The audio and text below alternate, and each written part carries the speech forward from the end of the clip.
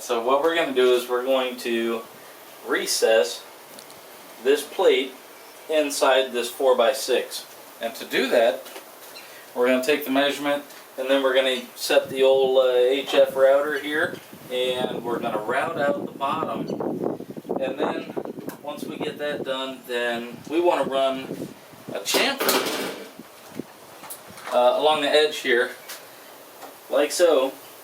And that way we can get rid of this hard edge on it, and it's just going to look better when we put it up. So I want to center this up in the middle of the post here, kind of like so here. And I've already done the math and I figured out this is 3.5 wide, this is 5.5 wide. So we're just going to go 1 inch on each side. Yeah, just give me a little mark here, a little mark about there. And then we're going to need to know how deep we want to cut this. So, got about 1 inch. Let's do a 1/2 inch depth of cut because I don't want the board sitting directly onto the pavement. You can see how it got rotten out there. So yeah, we'll do 1/2 inch on the router, and I'll come back and as soon as we're ready to start cutting, I'll come back after I get the guard. I've set my depth of my bit, my mill here, or my router bit, and what I'm just going to do is I'm just going to take it along this line, run it straight down, come over on the other side, run it straight down, and eventually when I get them all cut out, then I'm just going to come out with an open guard and route them all out. Here we go.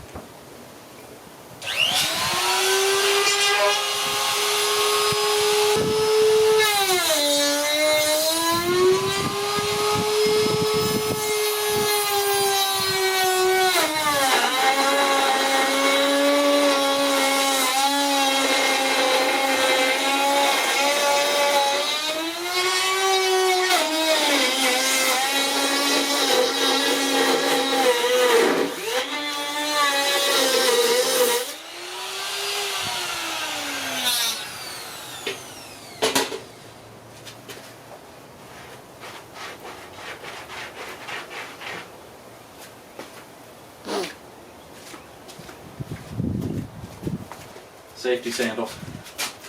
So as you can see, we just made our two first cuts here. Eventually, when we take the guard off, we're just going to have the pad, and we're just going to run that pad right around here, and we're going to trim it all flush to these lines here. So these are just my don't go past these lines. And that's it. Alright, so now what we're going to do is we're just going to take all this center piece out here, and if we have anything left over, we'll come back with a chisel and take that out.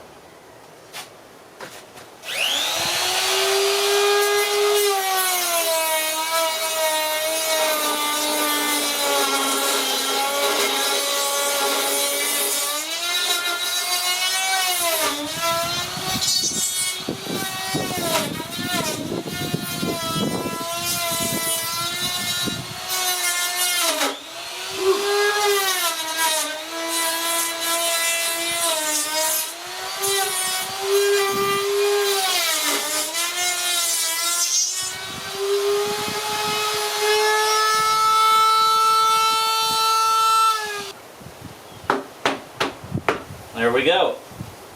Beautiful. A little bit of gap on this pad here, it's exactly what we want. Now to just take it back off.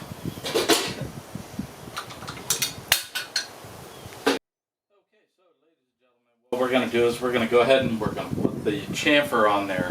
And what I've done is I set my guard for 1/4 inch, so hopefully that'll give us a nice 1/4 inch. Now notice this little bearing right here. That's going to allow us to not go too far over and start gouging out our wood. So we're just going to take it nice and slow, at least for the first couple tries, and you know, see what we get.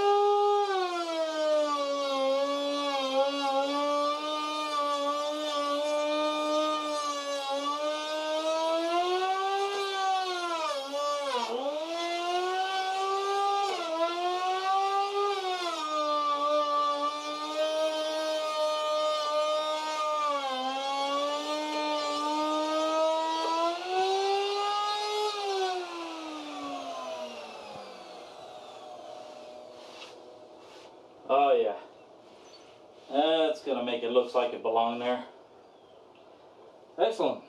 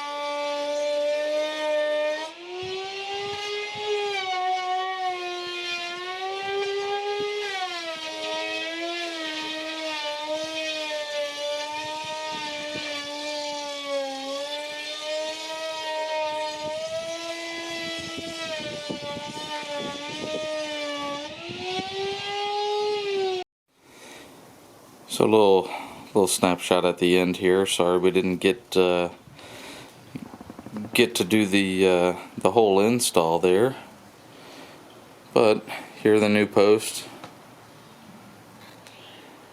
all the way down to the bottom. And if you recall, earlier on we went and routed out the bottom. Let me adjust the camera here. There, we went and routed out the bottom to where the lower stand will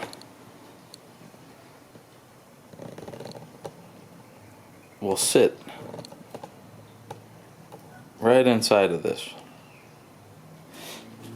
And if you can see that it's just off of the ground just a little bit, and that way the rain and all the moisture can go ahead and dissipate once it's done raining.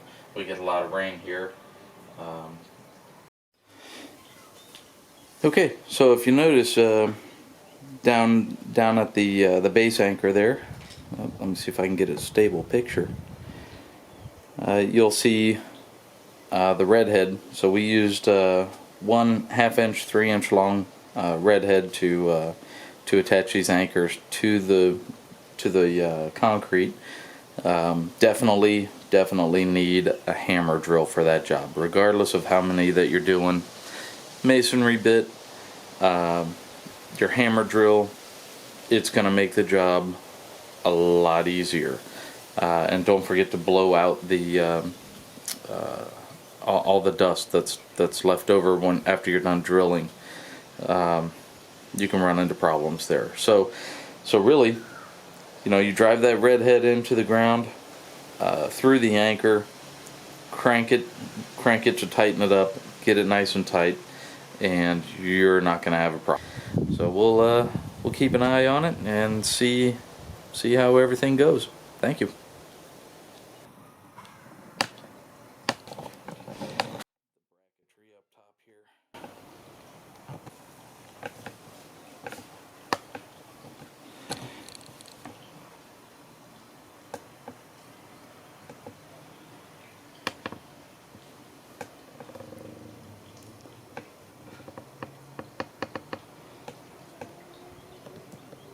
There we go.